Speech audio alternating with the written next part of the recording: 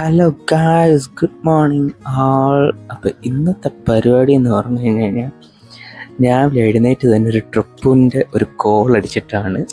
ശരിക്കും പറഞ്ഞു കഴിഞ്ഞാൽ നിങ്ങൾക്ക് കാണുന്ന പോലെ തന്നെ എൻ്റെ ബൈക്കിലല്ല, ഞാൻ സ്കൂട്ടറിലാണ് ഈ സെറ്റപ്പിൽ പൊയ്ക്കൊണ്ടിരിക്കുന്നത്. അപ്പോൾ ചോദിക്കുക എങ്ങോട്ടാണ്? ശരിക്കും നമ്മുടെ ട്രിപ്പ് എറണാകുളത്തേക്കാണ്. എറണാകുളം ഞാൻ ശരിക്കും എപ്പോഴും പോയി വരുന്നൊരു സ്ഥലവും കൂടെയാണ്. അതുകൊണ്ട് എനിക്കതൊരു വലിയ ട്രിപ്പായിട്ടൊന്നും അല്ലെങ്കിൽ ഇപ്രാവശ്യം സ്കൂട്ടറിലൊരു വെറൈറ്റി പിടിക്കാമെന്ന് വെച്ചു.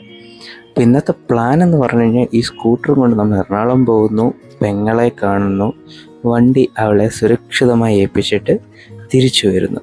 അപ്പം ഫസ്റ്റ് സ്പോട്ടായിട്ടുള്ള ഫുഡ് അടിക്കാനായിട്ടാണ് ഞാൻ ഇറങ്ങിയേക്കുന്നത്. അപ്പോൾ കണ്ടൊരു കടയിലോട്ട് ആദ്യമായി കയറുകയാണ്.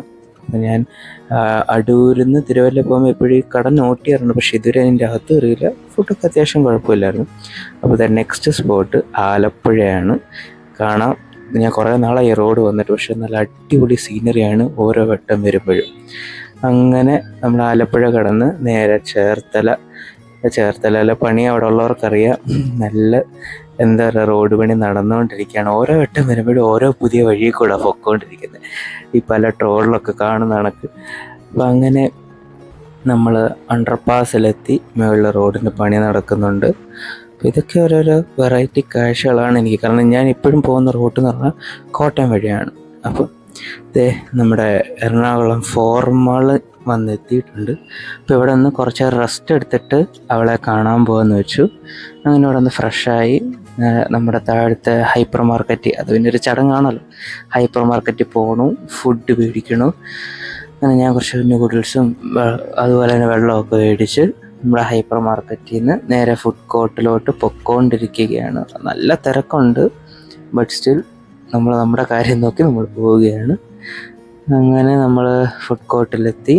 അത്യാവശ്യം ഫുഡൊക്കെ ഒന്ന് കഴിച്ച് സെറ്റായി. ഇനി പെങ്ങളെ കാണാനായിട്ട് അവൾ ഇറങ്ങി വരുന്നുണ്ട്.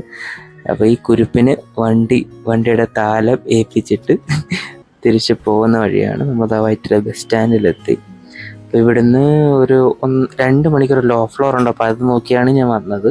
അവൾക്ക് ടാറ്റയും പറഞ്ഞ് വിട്ട്, അതെനിക്ക് വീഡിയോ എടുക്കാൻ പറ്റിയില്ല. അങ്ങനെ നമ്മുടെ ലോ ഫ്ലോർ കിട്ടി. പിന്നെ നേരെ തിരിച്ച് വീട്ടിലോട്ട്. അപ്പോൾ ഇന്നത്തെ യാത്രയിൽ ഇത്രയേ ഉള്ളൂ. സുന്ദരവാതിലിനാലേ